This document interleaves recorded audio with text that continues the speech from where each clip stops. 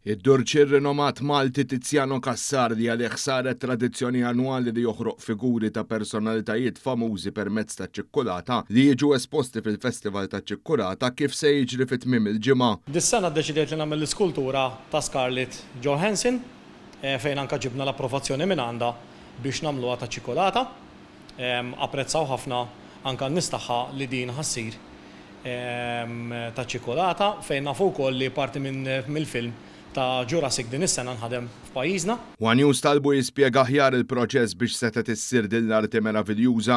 Il-proċess jibda billi nifforma l-ħadid, niddeċiedi x'ikun ħajsir, bħala pożizzjoni tinkun nista' nċaqlaq biex ovvjament noħroġ il-karattru iktar isufazzjoni. Tajjeb, u mbagħad li nagħmel nibda ndew biċ-ċikkulata naqqada mal-glukoż u l-ilma fejn hija tiġi bħala modeling chocolate biex nibda nagħti l-ħadid u nibda niskultura ġo ċikkulata.